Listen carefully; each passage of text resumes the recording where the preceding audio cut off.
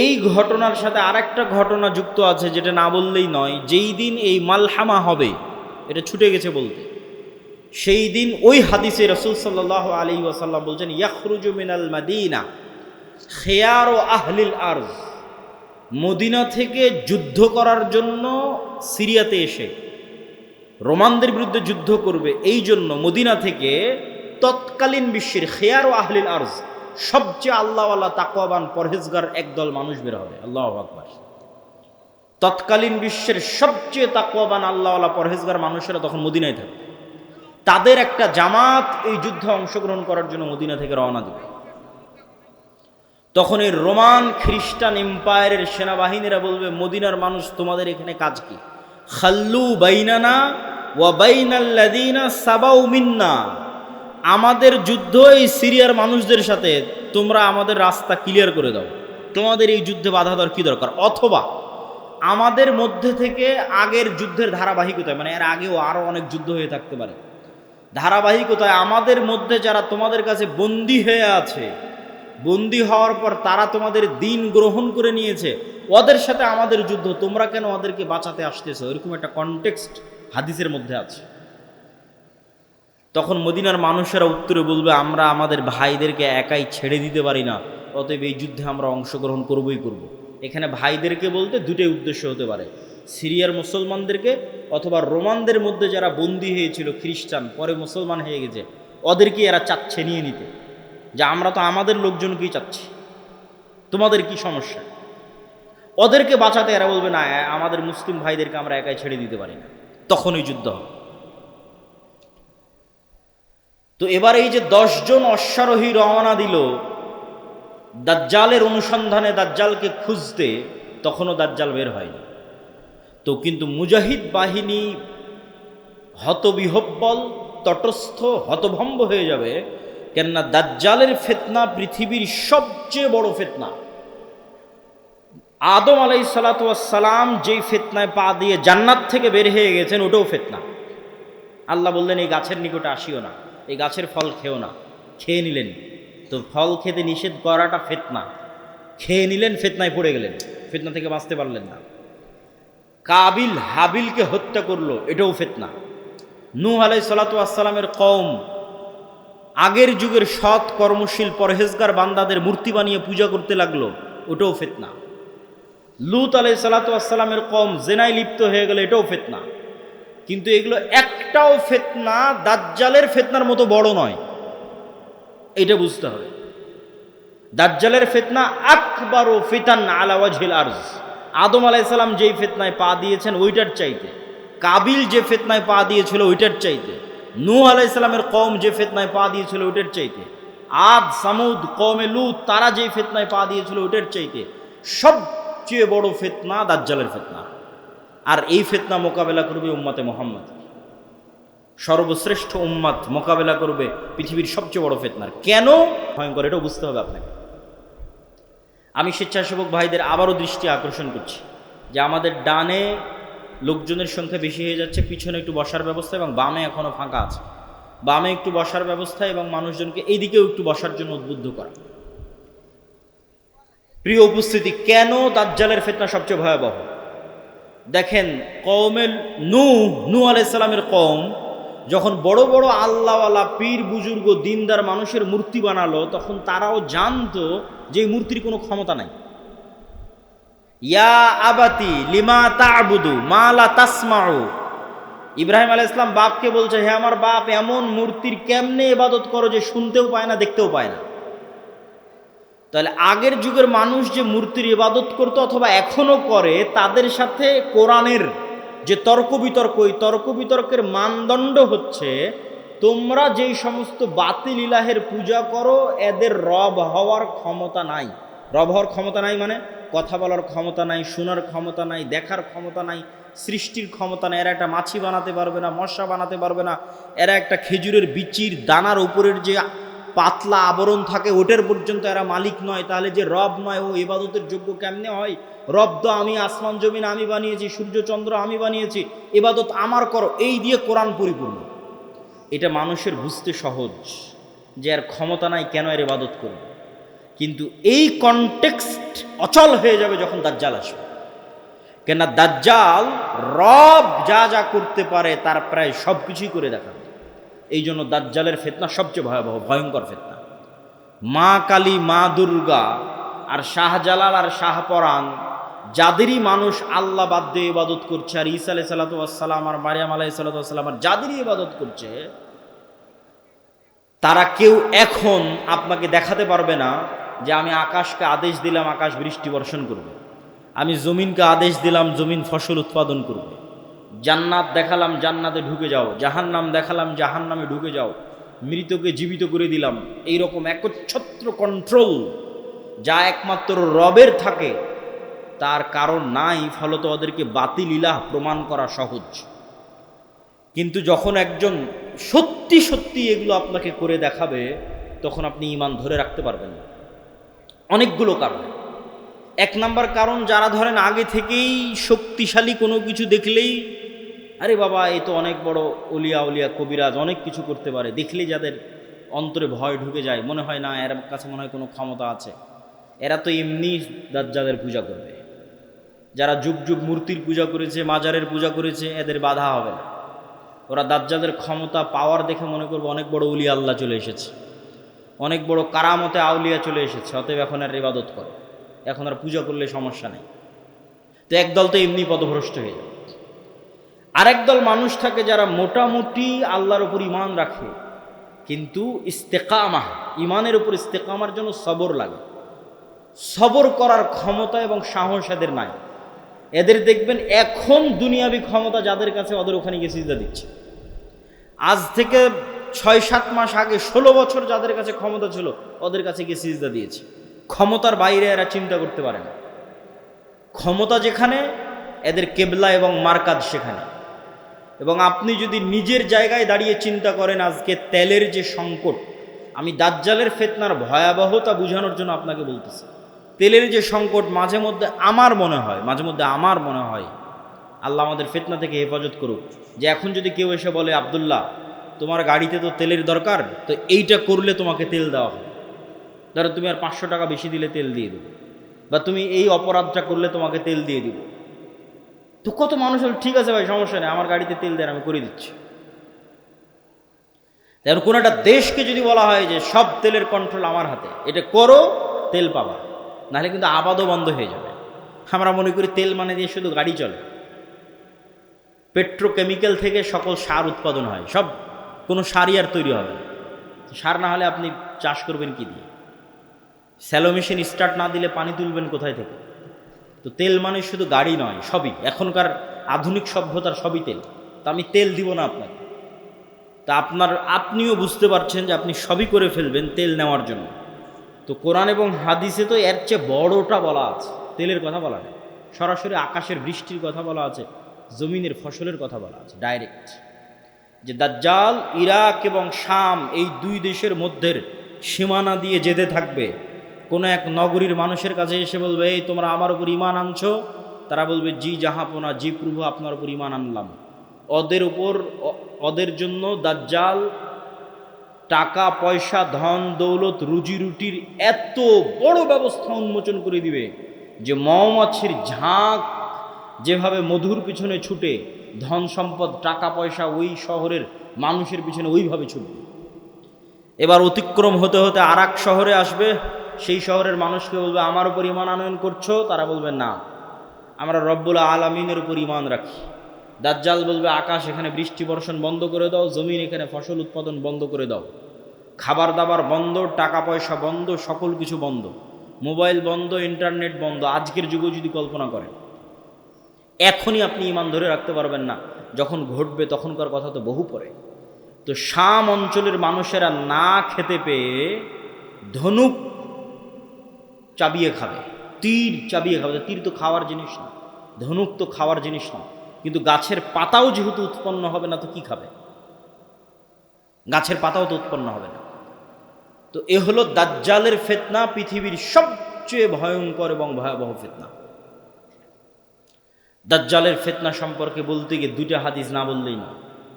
একটা হাদিসে রাসূলুল্লাহ সাল্লাল্লাহু আলাইহি ওয়াসাল্লাম বলছেন, যে দাজ্জাল পৃথিবীতে 40 দিন সফর করবে।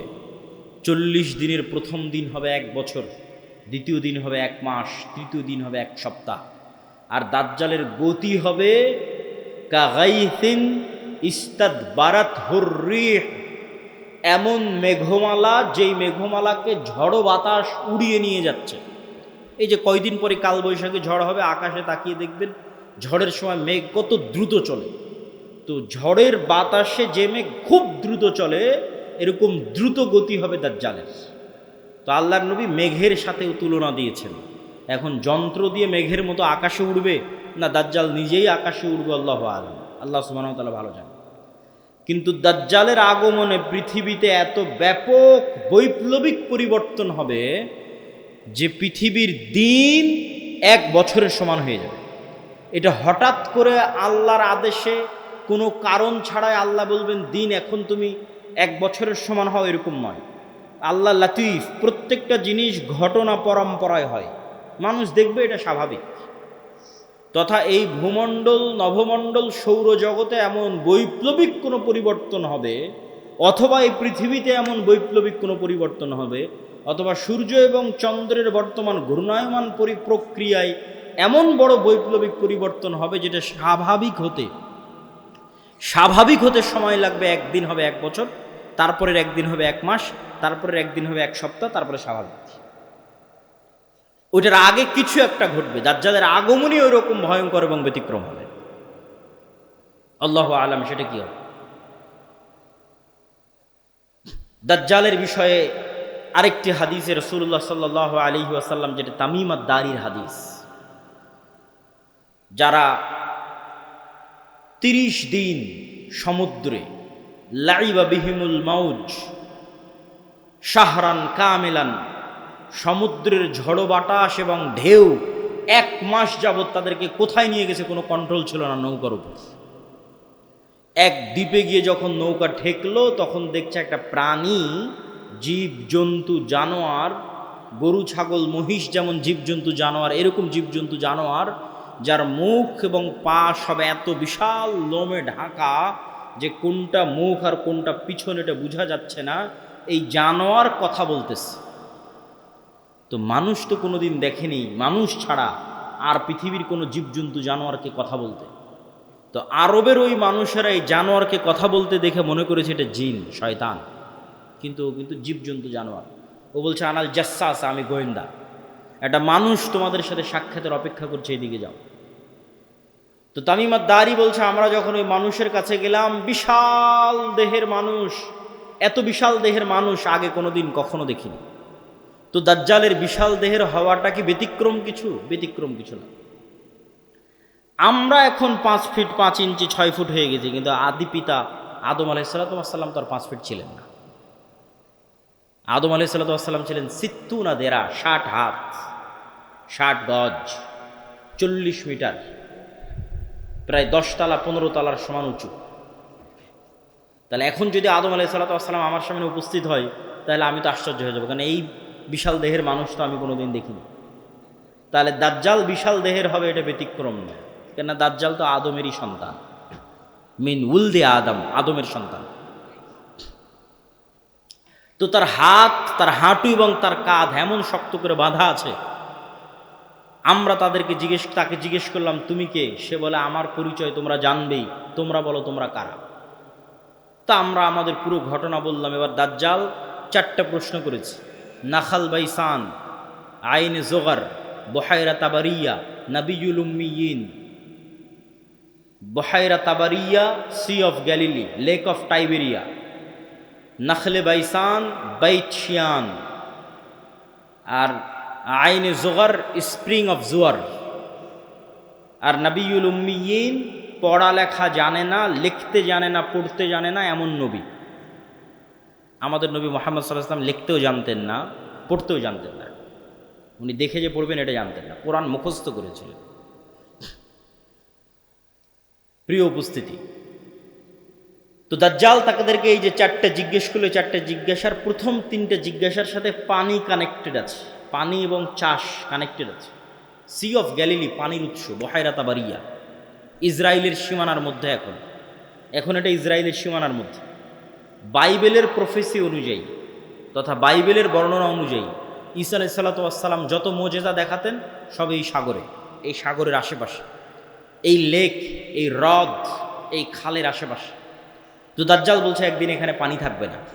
এখন পানি দাজ্জাল আসার আগেই শেষ হবে সেটা ঠিক না, আসলে না, দাজ্জাল আসার শেষ হবে না। কেন আর এক হাদিসে বলতেছে ইয়াজুজ মাজুজ যখন বের হবে তখন ওরা বহাইরা তাবারিয়ার পানি খেয়ে শেষ করে দিবে, খেয়ে শেষ করে দিয়ে অন্যদিকে আগাবে পানি শেষ করার জন্য। তাহলে পানি যদি দাজ্জাল আসার আগেই শেষ হয় তাহলে ইয়াজুজ মাজুজ আবার কোথায় পানি পাবে? এটাও তো একটা প্রশ্ন। কিন্তু দাজ্জাল বলছে এখানে একদিন পানি থাকবে না। তার মানে কি ইয়াজুজ মাজুজ এসে শেষ করবে ওটার ভবিষ্যৎবাণী, না দাজ্জাল আসার আগেই শেষ হবে? মানে অনেকেই দেখি এখন খুঁজে যে বহাইরা তাবারিয়াতে পানি শেষ হচ্ছে কিনা, সেটার জন্য বলতেছে যে পানি যে দাজ্জাল আসার আগেই শেষ হবে এটা মনে করাটা একদম 100% ঠিক এটা বলা যাবে না। কেন আর এক হাদিসে কি বলা হচ্ছে ইয়াজুজ মাজুজ এসে বহাইরা তাবারিয়ার পানি খেয়ে নেবে। তো বলে এখানে একদিন পানি থাকবে না। 2 নম্বর কি, নাখাল বাইসান, বাইসানের খেজুর বাগান, এটাও ইসরায়েলের একটা বড় শহর, বাইত শিয়ান। বলে এখানে কি মানুষ খেজুর চাষ করে? তো বলে করে। তো বলে এখানে একদিন পানিও থাকবে না, খেজুর চাষের ব্যবস্থাও থাকবে না।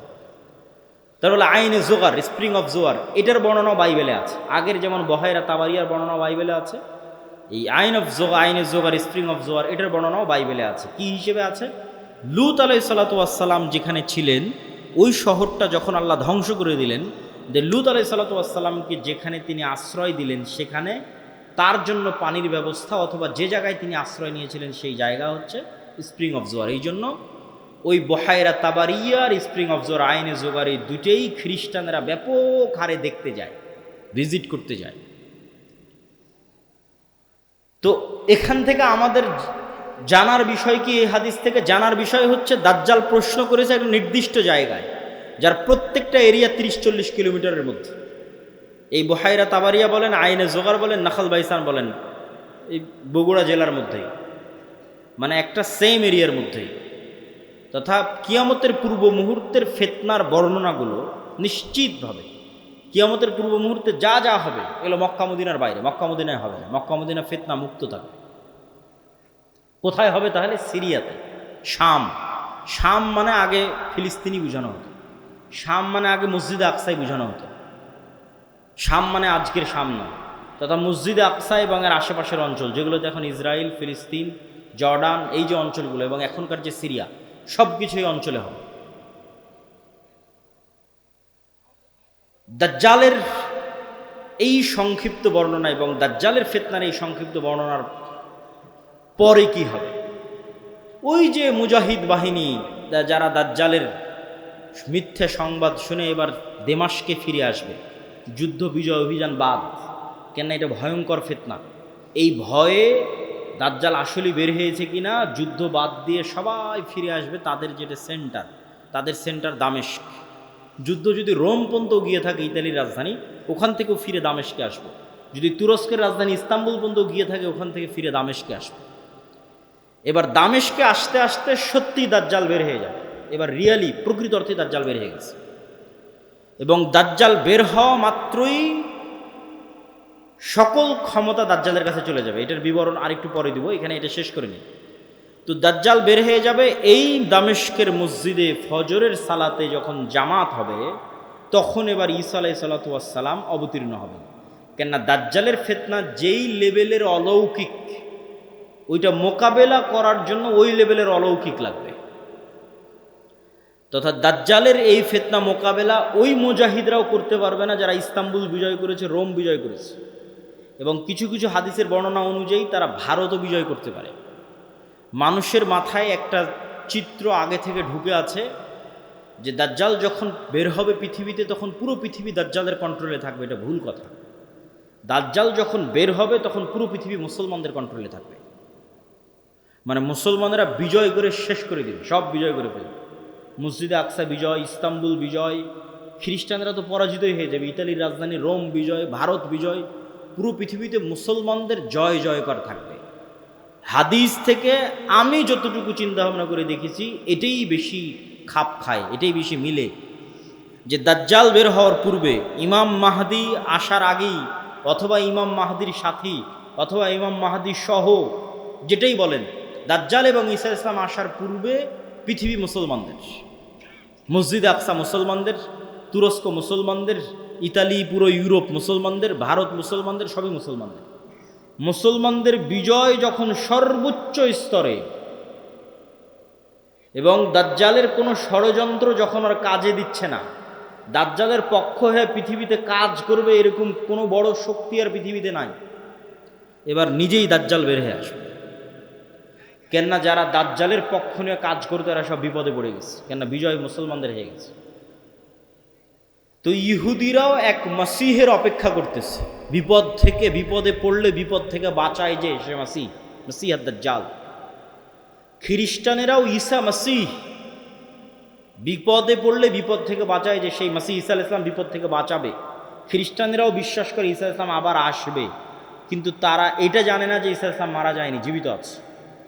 আমরা জানি ঈসা আলাইহিস সালাম মারা যাননি, জীবিত আছে। আর তারা মনে করে মরে গেছে, কিন্তু পুনর্জন্ম হয়ে পুনরায় ঈসা আলাইহিস সালাম পৃথিবীতে আসবে তাদেরকে বাঁচানোর জন্য, খ্রিস্টানদের বাঁচানোর জন্য।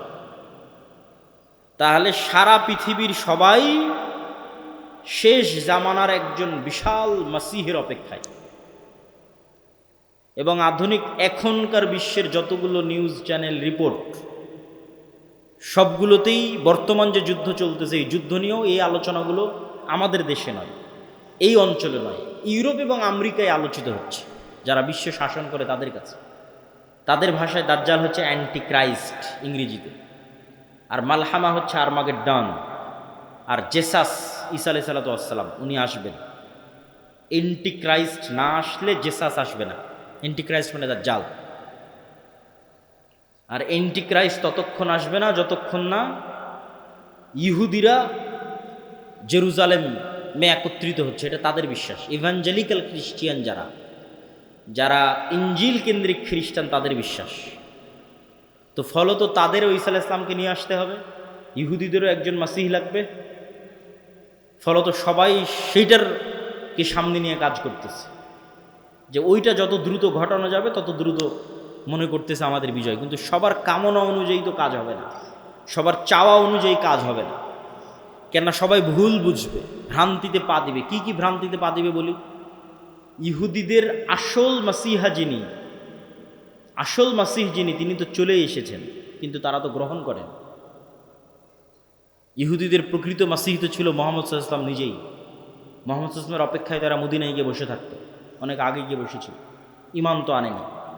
তো এরা তো মাসিহকে চিনতে পারেন, ঈসা আলাইহিস সালাম তো মাসিহ চিনতে পারেন, ইমান আনেনি, ঈসা আলাইহিস সালামকে হত্যা করার চেষ্টা করেছে, নিকৃষ্ট। তো এই জন্য এদের সঠিক মাসিহ এরা পাবে না, এরা দাজ্জালকেই মনে করবে আমাদের মাসিহ, কিন্তু দাজ্জাল তো হবে ভ্রান্ত। এই জন্য দাজ্জালের অনুসারী কারা হবে? ইহুদিরা। রাসূল সাল্লাল্লাহু আলাইহি ওয়াসাল্লাম বলছেন, ইয়াতবাউ দাজ্জাল ৭০ আলফা ইহুদ মিন আসবাহান। ইরানের ইস্পাহান শহরের ৭০,০০০ ইহুদি দাজ্জালের অনুসারী হবে। তাহলে ইহুদিরা দাজ্জালকে মাসিহ মনে করে দাজ্জালের অনুসারী হবে, কিন্তু দাজ্জাল তো পরাজিত হবে। কিন্তু প্রথম প্রথম যখন দাজ্জাল আসবে তখন তো সব ক্ষমতা দাজ্জালের হাতে, ফলত যে কেউ পথভ্রষ্ট হয়ে যাবে। তো এই অংশের সামারিটা করি। এই অংশের সামারি হচ্ছে দাজ্জাল এবং ঈসা আলাইহিস সালাম আসার পূর্বে মুসলমানেরা পৃথিবী বিজয় করবে এবং ইহুদি এবং খ্রিস্টানেরা বিপদে পড়বে। যেহেতু ইহুদি এবং খ্রিস্টানরা বিপদে পড়বে, বিশেষ করে ইহুদিরা, এখন ইহুদিদের বাঁচানোর জন্য দাজ্জাল বের হবে। এবং যেহেতু দাজ্জালের পক্ষে কাজ করার মতো আর পৃথিবীতে কেউ অবশিষ্ট নাই, এই জন্য এবার দাজ্জাল নিজেই বের হবে। দাজ্জাল যখন নিজেই বের হবে তখন এক নিমিষে, এক সেকেন্ডে সকল ক্ষমতা দাজ্জালের কাছে চলে যাবে। মুসলমানেরা হতভম্ব, হতবিহ্বল হয়ে যাবে। আকাশও বৃষ্টি বর্ষণ করে না, জমিনও ফসল উৎপাদন করে না, দুর্ভিক্ষই নিয়তি ইমান নিয়ে বাঁচার জন্য। তথা সেই সফল যে বলবে আমি মরতে প্রস্তুত কিন্তু ইমান বিক্রি করতে প্রস্তুত নয়। সেই সফল যার একটা টাকার প্রতি অবৈধ লোভ নাই, অবৈধ একটা টাকার প্রতি ন্যূনতম লোভ নাই। আপনি নিজেই নিজের আত্মা এবং নাফসকে চেক করেন যে আপনার একটা টাকার প্রতি যদি, অবৈধ টাকার প্রতি যদি ন্যূনতম লোভ থাকে, আপনি দাজ্জালের ফিতনা থেকে বাঁচতে পারবেন না। পরকালে যার বিশ্বাস সর্বোচ্চ পর্যায়ে, পরকালে যার বিশ্বাস সর্বোচ্চ লেভেলে, ও দাজ্জালের ফিতনা থেকে বাঁচতে পারবে। আসহাবুল উখদুদ ওয়াস সামাই যাতিল বুরুজ ওয়াল ইয়াউমিল মাউউদ ওয়া শাহিদু ওয়া মাশহুদ কুতিলা আসহাবুল উখদুদ। ওদের বলা হলো হয় ঈমান না হয় সামনে আগুন, ঝাঁপিয়ে পড়ো। তো ওরা বলল আমরা আগুনেই ঝাঁপিয়ে পড়ব। তো ওরা আগুনে কেমনে ঝাঁপিয়ে পড়বে এটা ছাড়া সম্ভব নয় ঝাঁপিয়ে পড়া, যদি ওই আগুনে জান্নাত না দেখে। আর নিজের বাড়িতে যে এসি রুম আছে ওখানে জাহান্নামের আগুন জ্বলতেছে। তো ওরা এটা বিশ্বাস করে যে আমি যদি আমার এসি রুমে ফিরে যাই ঈমান পরিত্যাগ করে, তাহলে ওই এসিরা বাতাস নয়, এটা জাহান্নামের আগুন। আর যদি সামনের আগুনে ঢুকে যাই তাহলে এটা আগুন নয়, এটা জান্নাত। তো এই সেম ঘটনা তো দাজ্জালের সময় হবে। দাজ্জালের জান্নাতে যে ঢুকবে ও ঢুকে গেল জাহান্নামে, আর দাজ্জালের জাহান্নামে যে ঢুকবে ও ঢুকে গেল জান্নাতে। তাহলে পরকালের উপর ইয়াকিন না থাকলে তো আপনি দাজ্জালের ফিতনা থেকে বাঁচতে পারবেন না। তাহলে এবার দাজ্জালের আবির্ভাবের পর সারা পৃথিবীর সব মুমিন মুসলমান বিপদে, কোনো খাবার নাই, অসহায়, কিচ্ছু না। এবার বিপদগ্রস্ত মুমিন মুসলমানদের বাঁচানোর জন্য আসবে ঈসা আলাইহিস সালাম। এই হলো প্রেক্ষাপট। তাহলে শুরুতে বিপদে ইহুদি খ্রিস্টানেরা, বাঁচাতে আসবে দাজ্জাল। সব ক্ষমতা তখন দাজ্জালের কাছে। বিপদে এবার মুসলমানেরা। কোন মুসলমানেরা? যারা সব দেশ বিজয় করে শেষ করে দিয়েছে। তুরস্ক বিজয় করেছে, মসজিদে আকসা, ভারত, তারপরে ইতালি, সব বিজয় শেষ করে দিয়েছে। ওরা এখন চরম বিপদে। এবার ওদেরকে বাঁচানোর জন্য আসবে ঈসা আলাইহিস সালাম। ঈসা আলাইহিস সালামও এমন অলৌকিক ক্ষমতা নিয়ে আসবেন যে তার নিঃশ্বাস যতদূর পর্যন্ত যাবে, নিঃশ্বাসে কাফের মারা যাবে। আল্লাহু আকবার, আল্লাহু আকবার। নিঃশ্বাসের স্পর্শে কাফের মারা যাবে, রাসূল সাল্লাল্লাহু আলাইহি ওয়াসাল্লাম বলছেন।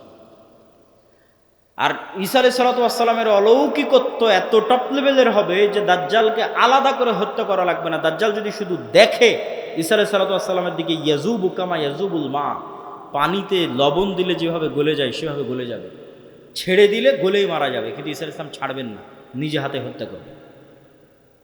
যেখানে হত্যা করবেন ওটাও ইসরায়েলের সীমানার মধ্যে। ইসরায়েলের বর্তমান রাজধানী তেল আবিব থেকে অতি নিকটে বাবে লুদ নামক জায়গায় দাজ্জালকে ঈসা আলাইহিস সালাম হত্যা করবেন। তো যেই ঈসা আলাইহিস সালাম এবং যেই মুমিন মুজাহিদেরা পৃথিবীর সবচেয়ে বড় ফিতনা দাজ্জালকে হত্যা করল, তাদেরকে এবার আল্লাহ বলবে তোমরা তো এত বড় ফিতনা মোকাবেলা করলা, এখন আমার এমন একদল বান্দা বের হবে, ইয়াখরুজু ইবাদি লা ইয়াদানি লি আহাদিন, কারো পক্ষে সম্ভব নয় যে আমার ওই বান্দাদের মোকাবেলা করে। ঈসা আলাইহিস সালাম এত বড় নবী, তিনি পৃথিবীর সবচেয়ে বড় ফিতনা দাজ্জালকে হত্যা করলেন, তাকে আল্লাহ বলছে তুমিও পারবা না এখন যারা বের হবে। অতএব মুমিন মুজাহিদদের নিয়ে তুমি তুর পাহাড়ে আশ্রয় নাও। তাহলে ঘটনার ক্ষেত্রগুলো দেখেন, তুরস্ক এবং সিরিয়ার সীমান্তবর্তী অঞ্চল, সিরিয়ার রাজধানী দামেস্ক, মসজিদে আকসা, বাবে লুদ যেখানে দাজ্জালকে হত্যা করা হলো, তুর পাহাড়, এই এরিয়াগুলোতে এই ঘটনাগুলো ঘটতেছে। শেষ সময়ের ঘটনা এখানেই ঘটবে, শামে ঘটবে। তো তুর পাহাড়ে আশ্রয় নেওয়ার পর কারা বের হবে? ইয়াজুজ আর মাজুজ। ইয়াজুজ মাজুজের সংখ্যা কত বেশি? একটা সহি হাদিস বলবো আর একটা জয়ীফ হাদিস। সহি হাদিসে রাসূলুল্লাহ সাল্লাল্লাহু আলাইহি ওয়াসাল্লাম বললেন যে আদম আলাইহিস সালামের পিঠ থেকে আল্লাহ মানুষকে বের করলেন, আদমের সকল সন্তানকে বের করে বলা হচ্ছে প্রতি 1000-এ একজন জান্নাতে, 999 জন জাহান্নামে। এই হাদিস রাসূল সাল্লাল্লাহু আলাইহি ওয়াসাল্লাম সাহাবীদের শোনাচ্ছে। তো প্রতি 1000-এ 999 জন জাহান্নামে, এটা শুনে সাহাবীদের মাথা নষ্ট, যে তাহলে তো আমরা সবাই জাহান্নামে। আদম সন্তানের 1000-এর 999 জন যদি জাহান্নামে যায় প্রতি 1000-এ, তাহলে তো আমরা সবাই জাহান্নামে। তখন মুহাম্মদ সাল্লাল্লাহু আলাইহি ওয়াসাল্লাম সাহাবীদের বলতেছে হতাশ হয়েও না, এই 999 জনের বেশিরভাগই ইয়াজুজ মাজুজ। এই 999 জনের বেশিরভাগই ইয়াজুজ মাজুজ। তো কতজন জাহান্নামে যাবে ইয়াজুজ মাজুজের বাইরে স্বাভাবিক মানুষের মধ্যে থেকে, এটা তো আমরা জানি না। তো এই জন্য নির্ধারিত করে বলা মুশকিল, কিন্তু এতটুকু অন্তত বোঝা যায়, আইডিয়া করা যায় যে আদম আলাইহিস সালাম থেকে নিয়ে কিয়ামত পর্যন্ত যত মানুষ আসবে তাদের কয়েক শত গুণ হচ্ছে ইয়াজুজ মাজুজ। এই হাদিস থেকে অন্তত এতটুকু বোঝা যায় যে আদম থেকে নিয়ে কিয়ামত পর্যন্ত যত মানুষ আমরা হব, এত মানুষের কয়েক শতগুণ হচ্ছে ইয়াজুজ মাজুজ। আর জয়ীফ হাদিসটা কি? জয়ীফ হাদিসটা হচ্ছে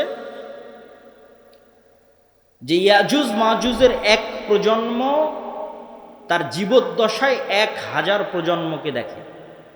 বুঝেন, আমরা মানুষ জীবদ্দশায় সর্বোচ্চ 2টা প্রজন্ম দেখি অথবা 3টে প্রজন্ম। আমি, আমার বাপ, আমার দাদা, আমার দাদা তার ছেলেকে দেখেছে, তার ছেলে আব্দুল্লাহকে দেখেছে, তাহলে 2 প্রজন্ম দেখেছে, দেখতেই দুনিয়া থেকে শেষ। তো ইয়াজুজ মাজুজের এক প্রজন্ম তাদের জীবদ্দশায় 1000 প্রজন্মকে দেখে। তাহলে কিভাবে তাদের জন্ম বৃদ্ধি হার এবং কিভাবে তাদের বৃদ্ধির হার, এটা সব উলদে আদমের সন্তান। তো এরা পৃথিবীতে বের হয়ে সব পানি ফসল আদি যা আছে সব খেয়ে শেষ করবে, এবং তাদের এই ভয়ঙ্কর ভয়াবহতায় তুর পাহাড়ে ঈসা আলাইহিস সালাম বিপদে মুমিন মুজাহিদদের নিয়ে, খাবার নাই, ওই সেম কষ্ট, দাজ্জাল থাকতে যে কষ্ট ছিল ওই কষ্ট। এখান থেকে আপনি আর একটা জিনিস শিখেন যে আপনি কত বড় নবী, কত বড় উলিয়া, কত বড় মুজাহিদ, তাও আল্লাহ আপনাকে কিভাবে বিপদ দিয়ে পরীক্ষা করতেছে। কেমন বিপদ? এত বড় নবী, তাও খাবার নাই। যে নবী নিজে হাতে দাজ্জালকে হত্যা করেছে, তার খাবার নাই, সে নবী এখন আল্লাহর কাছে কাঁদতেছে যে আল্লাহ এই বিপদ থেকে বাঁচান। তো এই জন্য সবসময় আল্লাহর সামনে নত, আল্লাহর সামনে সাহায্য, এটা ছাড়া কোনো রাস্তা নেই। তো ঈসা আলাইহিস সালামের কান্নাকাটি এবং মুমিন মুজাহিদদের কান্নাকাটিতে আল্লাহ সুবহানাহু ওয়া তাআলা ইয়াজুজ মাজুজের শরীরে এক প্রকার পোকামাকড় এবং অসুখ দিবেন। তারা মারা যাবে কেমন করে? হাদিসের বাক্যটা শুনেন, কামাউতি নাফাসিন ওয়াহিদিন। একটা মানুষ মারা গেলে যা হয়, পুরো ইয়াজুজ মাজুজ একসাথে ওইভাবে মারা যাবে, যেন একটা মানুষ মারা গেল। তথা একটা মানুষ মরতে যতটুকু সময় লাগে, পুরো ইয়াজুজ মাজুজ কোটি কোটি হাজার হাজার ওইভাবে একসাথে at a time, at a moment, at a second মারা যাবে। তো এবার ঈসা আলাইহিস সালাম জমিনে ফিরে আসবেন, তো জমিনে পা রাখার জায়গা নাই। এত কোটি কোটি মানুষ যদি মরে পড়ে থাকে কি অবস্থা, লাশের দুর্গন্ধ। এবার ঈসা আলাইহিস সালাম আবার আল্লাহর কাছে কান্নাকাটি করবে, দোয়া করবে। তখন আল্লাহ সুবহানাহু ওয়া তাআলা রাসূল সাল্লাল্লাহু আলাইহি ওয়াসাল্লামের ভাষা অনুযায়ী আনাকি ইবিলিল বুখত গোত্রের উটের কুঁজ যেমন উঁচু হয়, ওই রকম উঁচু কুঁজ বিশিষ্ট একদল পাখিকে পাঠাবেন, যেই পাখি হাজার হাজার কোটি কোটি লাখ লাখ লাশকে নিয়ে যে এমন জায়গায় ফেলে দিবে যেখানে মানুষ বসবাস করে না। উত্তর মেরু হোক, দক্ষিণ মেরু হোক, সাইবেরিয়া হোক, যেখানে হোক, আল্লাহ ভালো জানেন, যেখানে আল্লাহ বলবেন। তারপরে আসমান বৃষ্টি বর্ষণ করে এই জমিনকে পরিষ্কার করে দিবে। তারপরে ঈসা আলাইহিস সালামের শাসন চলবে হাদিস অনুযায়ী 7 বছর, আর বাইবেলের বর্ণনা অনুযায়ী 1000 বছর। তো 7 বছর ঈসা আলাইহিস সালামের এই শাসনে এতটা নিরাপত্তা এবং শান্তি বিরাজ করবে যে এতদিন যত যুদ্ধ বিগ্রহের সামগ্রী ছিল এগুলো কাজে লাগবে না, ওগুলো জ্বালিয়ে পুড়িয়ে দেওয়া ছাড়া কোনো কাজ নাই। আর এত বরকত আসমান এবং জমিন উন্মুক্ত করে দিবে যে একটা ডালিম একটা গ্রাম খাবে, একটা গাভীর দুধ একটা পুরো বংশ খাবে, এত বরকতে আল্লাহ পরিপূর্ণ করে দিবে। তারপরে এক শীতল বাতাসে মুমিন মুসলিম এবং ঈসা আলাইহিস সালাম সবাই মারা যাবে, শুধু ফাসিক এবং ফাজেরেরা পৃথিবীতে থাকবে। এবার যত হাদিস শুনেছেন এই ধরনের, যে পৃথিবীতে এমন একদিন আসবে যে কোরআন পড়ার কেউ থাকবে না, এখন সেগুলো শ্রীগালের মতো লজ্জা বুঝবে না, এগুলো ঈসা আলাইহিস সালামের আগে নয়। ঈসা আলাইহিস সালামের আগে কোরআন থাকবে, দিন থাকবে, এটা তো পূর্ণতায় পৌঁছে যাবে। এখন পতন দেখতে পাচ্ছেন, কিন্তু আল্লাহ মুতিম্মু নূরিহি আগেই বলে নিয়েছে আয়াতগুলো, এই দিন তো সারা পৃথিবী বিজয় করবে, আর এই বিজয় ধারা তো ঈসা আলাইহিস সালামের আসার আগেই শুরু হয়ে যাবে। তাহলে কিভাবে কোরআন হাদিস শেষ হবে? শেষ হবে না, এগুলো আরও বাড়বে। কিন্তু এটা শেষ যে হবে সেটা কখন? ঈসা আলাইহিস সালামের মরার পর। তখন আর নাই, তখন কোরআন নাই, হাদিস নাই, আল্লাহর নাম নাই, মানুষের লজ্জা উঠে যাবে। এই ফাসিক ফাজেরের উপর আল্লাহ সুবহানাহু ওয়া তাআলা কিয়ামত কায়েম করবেন। প্রিয় উপস্থিতি, আমি আমার বক্তব্য দীর্ঘায়িত করতে চাই না। এই পুরো ঘটনা থেকে যা বর্ণনা করলাম, ধারাবাহিকতা, এই ধারাবাহিকতা থেকে আমার এবং আপনার শিক্ষা কি? তার আগে একটা প্রশ্নের উত্তর দিয়ে নিই, দাজ্জাল কোথায়? ইয়াজুজ মাজুজ কোথায়? একদল নাস্তিক আবার একদল মুনকিরে হাদিস দৌড়ায়, দুইটাই। মুনকিরে হাদিসেরাও ভিডিওর পর ভিডিও দেয়, বলে যেটা কোরআনে না এটা বিশ্বাস করবে না। কোরআনে কিন্তু ইয়াজুজ মাজুজের কথা আছে, দাজ্জালের কথা নাই। বলে যেটা কোরআনে না এটা বিশ্বাস করবা। আবার একদল নাস্তিক বলে যে এই পৃথিবীর স্যাটেলাইট ক্যামেরা সব আছে, কই তোমার দাজ্জাল, কই তোমার ইয়াজুজ মাজুজ। একটা ছোট্ট তথ্য দিয়ে রাখি, মানুষ মহাকাশ সম্পর্কে যা জানে এই মাটির নিচ সম্পর্কে তাও জানে না। এটা আমি কয়েকদিন আগে পড়াশোনা করতে গিয়ে দেখলাম যে মানুষ সারাদিন মহাকাশ নিয়ে গবেষণা করছে, চাঁদে যাবে, মঙ্গলে যাবে, কিন্তু মাটির নিচে মাত্র 12 কিলোমিটার পর্যন্ত মানুষ জানে, তারপরে আর জানে না। তাহলে এই পুরো পৃথিবী কত বড়! আপনি এখান থেকে 12 কিলোমিটার মাপেন, কত দূর হয় গাবতলী বাজার থেকে, তো মাটির নিচে মাত্র 12 কিলোমিটার পর্যন্ত আপনি জানেন, তার নিচে আর কেউ জানে না। পৃথিবীর বর্তমান কোনো বিজ্ঞানী নয়, কোনো বিজ্ঞান নয়, কেন ওই 12 কিলোমিটার পরে গবেষণা করার সক্ষমতাই নাই, কোনো যন্ত্র মেশিন পাঠানোর সক্ষমতাই নাই। তাহলে মাটির নিচের মাত্র 12 কিলোমিটার পর্যন্ত আপনি জ্ঞান রাখেন। আকাশে চন্দ্রে চলে গেছেন, গ্রহ মঙ্গল গ্রহে চলে গেছেন, সেটা ভিন্ন বিষয়, কিন্তু নিজের পায়ের নিচে যেটা সেটাই জানেন না। এই যে বিশ্বের এই উন্নত বিজ্ঞানের সর্বোচ্চ শিখরে পৌঁছে মানুষ জানে না যে এই মাটির নিচে কি আছে। তাহলে কেমনে মানুষ দাবি করবে দাজ্জাল কোথায়, ইয়াজুজ মাজুজ কোথায়? এ দাবি করাই তো ভুয়া, পাগলামি। আরেকটা জিনিস দেখলাম, মহাসাগর সম্পর্কে মানুষ অজ্ঞ। মহাকাশ সম্পর্কে ঠিক আছে অনেক জানতেছে, মহাসাগরে এমন অনেক জায়গা আছে যে জায়গাগুলোতে মানুষ পৌঁছতেই পারে না, যে জায়গাগুলোর উপর দিয়ে বিমানও উড়ে যেতে পারে না, যে জায়গাগুলোতে কোনো জাহাজও অতিক্রম করে না, এরকম অসংখ্য জায়গা আছে। তো সাগর এবং সাগরের নিচে কি আছে, মাটি এবং মাটির নিচে কি আছে, এটা সম্পর্কে আজকের বিশ্ব সবচেয়ে অজ্ঞ, অন্তত মহাকাশের তুলনায়। তো ইন্নাল্লাহ আলা কুল্লি শাইইন কাদির, আল্লাহ সকল কিছুর উপর ক্ষমতাবান। আর কোনোটাই যদি না হয়